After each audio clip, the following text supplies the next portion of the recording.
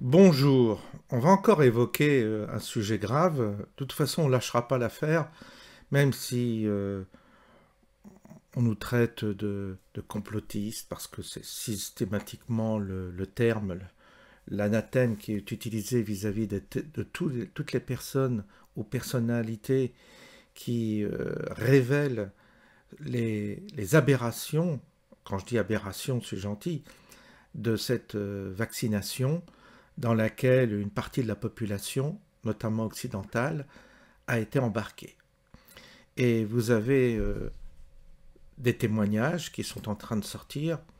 Vous avez Naomi Wolf, qui est une militante féministe, auteure également de bouquins, et elle était démocrate, hein, féministe, démocrate, de gauche donc.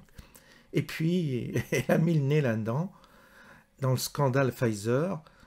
Elle est actuellement, son compagnon est militaire, et lui a révélé également une entreprise génocidaire, il faut dire le mot, qui s'est produite pendant cette pandémie. Et le vaccin a été certainement planifié pour détruire une partie de la population. C'est ce qu'elle prétend, c'est ce qu'elle soupçonne, c'est ce qu'elle dénonce. Donc c'est extrêmement grave.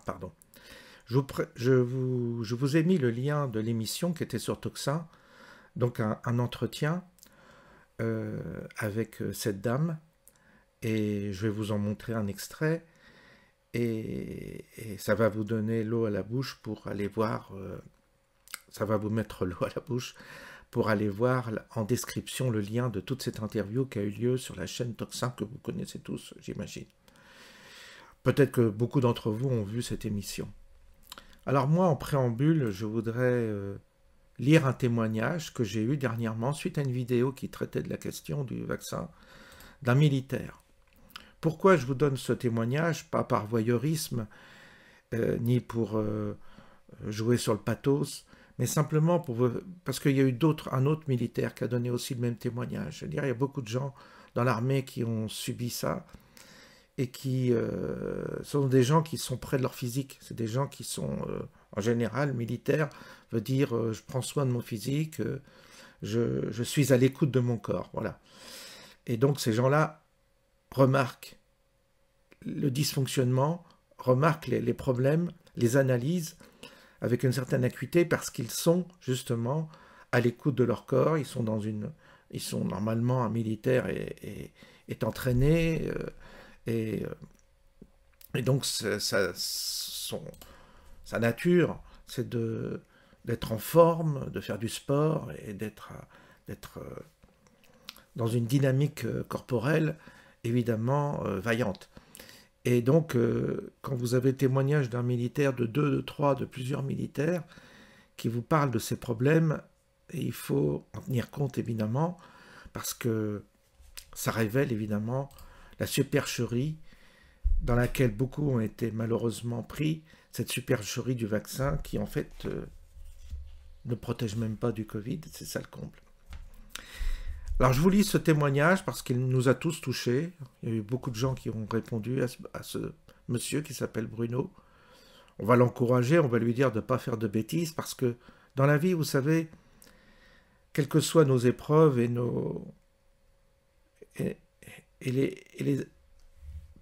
les adversités qui sont en face de nous, il y a des défis à relever, et puis il faut savoir que le miracle est toujours possible, de la guérison. Il y a des gens qui ont des dons, vous pouvez rencontrer sur votre chemin des gens qui pourront vous soigner. Oui, et il y a également des gens qui sont en train de faire des recherches pour justement atténuer les effets secondaires du vaccin. Donc il ne faut pas perdre espoir, surtout pas, et puis il faut témoigner, c'est très important. Donc c'est ce que je vais faire. Je fais partie de ces gens qui ont accepté la vaccination pour le travail. Je suis militaire, 3 doses. Et aujourd'hui, je ne suis plus la même personne. Je suis déphasé, dépressif, j'ai des problèmes cognitifs, des problèmes intellectuels, je n'arrive plus à lire, je ne vois plus personne car j'ai peur des gens. Je fais de la psychose, j'ai perdu au fur et à mesure toutes les responsabilités que j'avais au travail. Ma fiancée est partie, je ne suis plus du tout la même personne. Je n'ai jamais été aussi seul dans ma vie. Je suis sur le point de mettre fin à mes jours. Témoignage évidemment bouleversant. On encourage Bruno évidemment à ne pas faire cette erreur de se suicider. C'est la pire des erreurs à faire. Il faut tenir le choc, il faut savoir qu'il n'est pas seul, et il y a eu beaucoup de témoignages dans ce sens-là, notamment le témoignage d'un militaire. Maintenant, je vais vous faire écouter un tout petit extrait, j'ai du mal, concernant l'émission en question dont je vous ai parlé avec Naomi Wolf. Vous allez voir, c'est assez stupéfiant. Et ce sont des décès que les médecins des patients ont signalés à Pfizer, car les soupçons étaient si forts que le vaccin était à l'origine du décès. Plus de 140 000 effets indésirables graves chez plus de 42 000 personnes. Et ces effets secondaires n'étaient pas tels que les ont décrits le CDC, comme une légère fièvre, de la fatigue, des douleurs au site de l'injection. Non, il s'agissait de dizaines de milliers d'accidents vasculaires cérébraux, de crises cardiaques, de caillots sanguins, de caillots pulmonaires, de caillots dans les jambes, de thromboses, de thrombocytopénie, de lésions sanguines, d'événements neurologiques graves, de démence, de paralysie de Bell, de syndrome de Guillain-Barré, d'Alzheimer, de tremblements. Combien de personnes connaissez-vous qui ont maintenant des tremblements? D'horribles problèmes articulaires. Personne ne le sait, mais l'effet secondaire numéro 1 dans les documents de Pfizer est la douleur articulaire. Combien de personnes connaissez-vous qui ont subi une arthroplastie de la hanche, une arthroplastie du genou, qui se cassent la cheville sans raison, qui souffrent également de myalgie, de douleurs musculaires, qui se sentent tout simplement mal?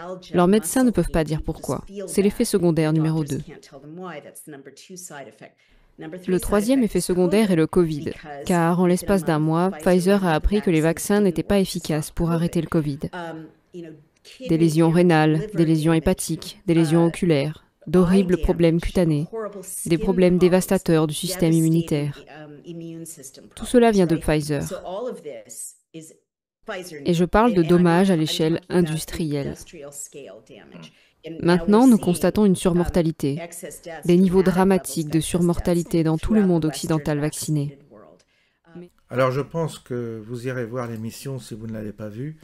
Le lien est en description.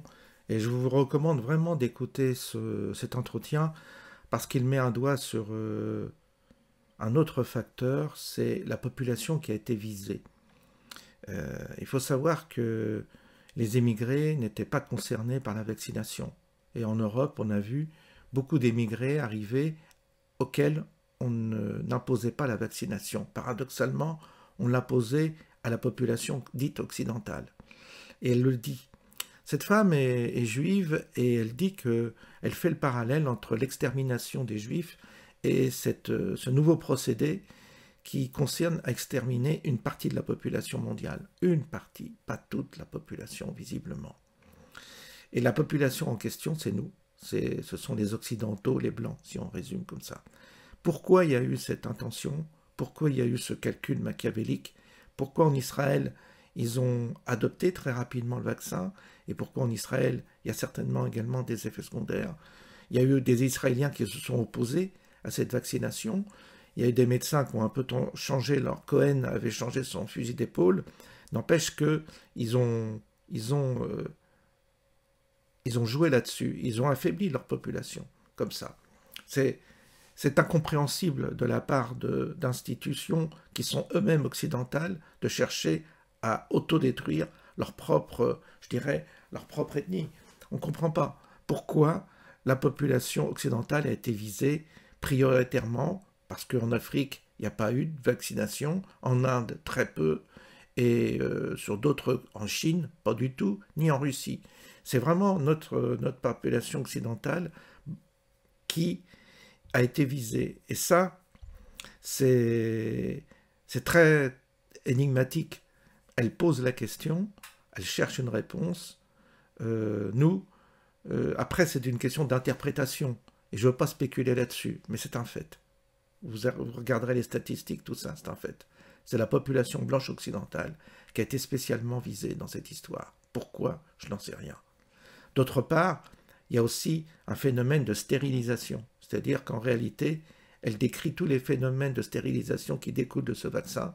C'est-à-dire toutes les mères qui ont attendu un enfant ou qui auront un enfant et qui ont été vaccinées auront des fœtus et des enfants stériles, soit hommes ou femmes. Et ça aussi, c'est une volonté d'exterminer l'ethnie en question. Donc, elle soulève également cette question qui nous pose tous, qui nous met devant cette énigme absolument phénoménale, à savoir pourquoi on cherche à nous éliminer, nous, occidentaux. Pourquoi? On a l'impression que tout y concourt. Il y a comme un plan c'est ce plan qui permet cette émigration sauvage et barbare que nous subissons partout dans les pays occidentaux. C'est aussi une volonté de détruire la population autochtone. Pourquoi? C'est une question qui nous brûle les lèvres et qui derrière suggère un plan absolument monstrueux. Alors je vous laisse écouter cette émission, vous en penserez ce que vous voudrez, vous regarderez, elle passe pour une complotiste évidemment, mais je pense qu'on ne peut pas faire l'impasse sur cette interview et sur ce qu'elle dénonce, d'autant plus qu'elle soutient Trump, alors qu'elle est démocrate et de gauche féministe, et qu'elle soutient Kennedy, bien entendu, l'actuel ministre de la Santé américaine, qui lui va certainement soulever tous ces problèmes au fur et à mesure. Et en face, il faut savoir que des gens sont déterminés à supprimer la parole de ces gens-là qui dénoncent. Donc effectivement, nous sommes dans un conflit planétaire où des forces s'opposent et certaines personnes qui dénoncent ces questions sont en danger. C'est inévitable. Je vous souhaite un bon samedi et je vous dis à bientôt.